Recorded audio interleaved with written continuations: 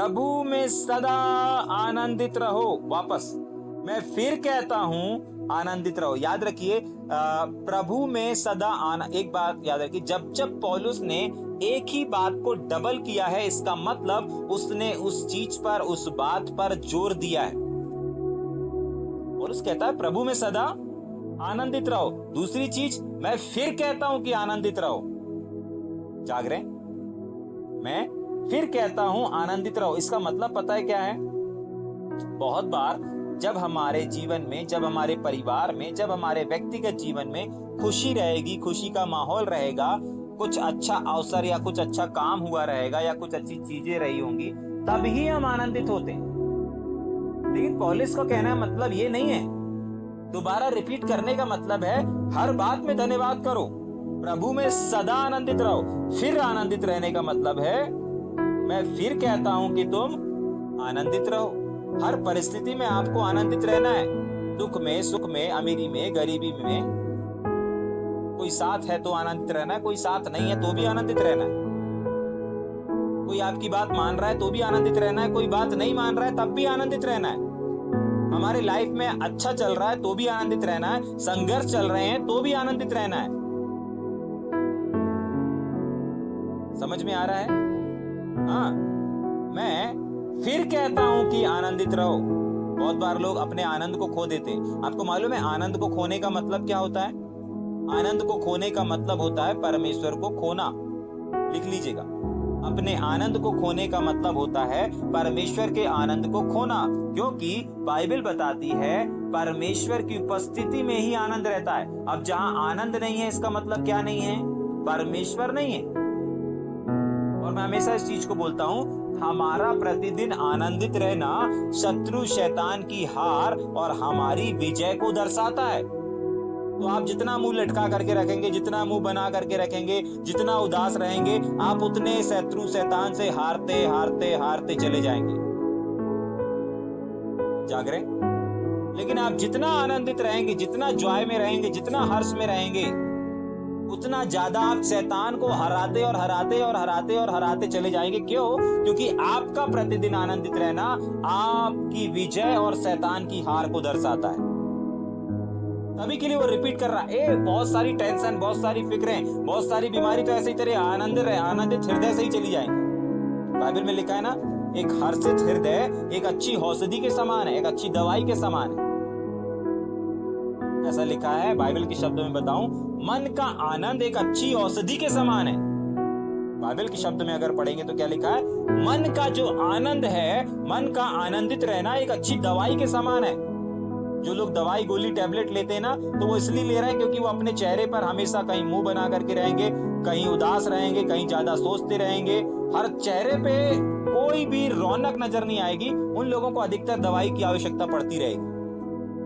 अरे यार ये समस्या है, अरे यार क्या करें, कुछ समझ में नहीं आ रहा, काम नहीं चल रहा, ये नहीं चल रहा, वो नहीं चल रहा, ये कैसे होगा, वो कैसे होगा। अब क्या करें बताओ, अब क्या करें? जो इस तरीके का रोना रोते रहते हैं अपने जीवन में, वो कभी भी शत्रु शैतान को हरा नहीं पाएंगे, परंतु शत्रु शैतान से हारते चले जाएंगे, चाहे उनके पास लाखों करोड़ों रुपए क्यों ना रखा हो।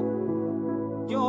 क्योंकि उनका हृदय शोक से भरा है, और शोक हमारे जीवन में हार को दर्शाता है, और आनंद हमारे जीवन में विजय को दर्शाता है। लिखेंगे, शोक हमारे जीवन में हार को दर्शाता है और आनंद हमारे जीवन में विजय को दर्शाता है। इसीलिए हमको शोकित नहीं रहना है, इसीलिए हमें हर्षित रहना है हर समय, हर परिस्थिति में। पौलुस क्या कह रहा है? हाँ, प्रभु में सदा आनंदित रहो। एक टाइम को, संडे को, सोमवार को, मंगलवार को, बुधवार को, गुरुवार को, शुक्रवार को, शनिवार को, कब? हर पल, हर समय आपको और हमको हर्षित रहना है। जाग रहे? आनंदित रहना है।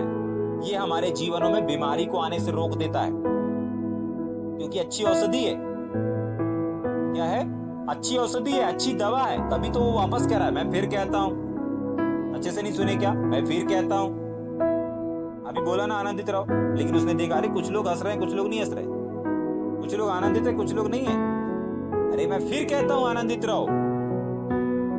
जाग रहे? समझ में आ रहा है? तो क्यों आपको आनंदित रहना है? क्यों आनंदित रहना है? क्योंकि आपका आनंदित जीवन आपकी विजय को दर्शाता है कि आप मसीह में हारा हुआ जीवन नहीं जी रहे हैं, आप मसीह में एक विजयी जीवन को जी रहे हैं। समझ में आ रहा है या ऊपर से जा रहा है? इसीलिए कभी भी कैसी भी परिस्थिति क्यों ना हो, अपने चेहरे पर उदासी को ना आने दें, मायूसी को ना आने दें, निराशा को ना आने दें, सुगड़न को आने दें, परंतु एक रौनक को रखें, एक चमक को रखें। जब भी जो भी आपसे मिले, अरे यार क्या जॉय से भरा रहता है, क्या जॉय से प्रेज द लॉर्ड करता है, क्या जॉय से, कैसी भी कठिन परिस्थिति हो बताएगा तो ऐसे जॉय से बताएगा।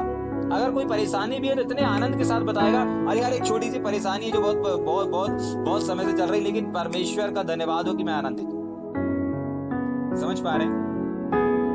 आपको हर सिचुएशन में आनंदित रहना है।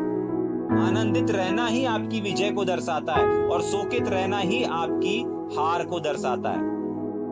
जाग रहे हैं? तो आपको शत्रु शैतान से हारना नहीं है। अगर हारना चाहते हैं तो दुखी रहिए, उदास रहिए, मुंह बना के रहिए, लेकिन अगर विजयी जीवन जीना चाहते हैं तो क्या करना पड़ेगा? आपको प्रतिदिन आनंद का जीवन जीना पड़ेगा, प्रतिदिन हर्ष का जीवन जीना पड़ेगा, क्योंकि बाइबल बताती है हर्षित हृदय एक अच्छी औषधि के समान है। अब आपके ऊपर है, आप अपने दिनचर्या में हंसते हुए दिन गुजारते हो, आनंद के साथ दिन गुजारते हो, या फिर शोक के साथ, अरे ये समस्या है, ये कर्जा है, अरे इसकी किस्त देनी है, उसकी किस्त देनी है, अरे इसकी फीस देनी है, उसकी फीस देनी है, इन सबको बड़बड़ाते सोचते सोचते दिन गुजारते हो, या मेरा परमेश्वर मेरे लिए सब कुछ पूरा करेगा, मैं यहोवा मेरा परमेश्वर है, मुझे कुछ घटी नहीं होगी, इस सोच के साथ आप दिन को गुजारते हो, या फिर उस सोच के साथ दिन को गुजारते हो, ये आपके ऊपर है।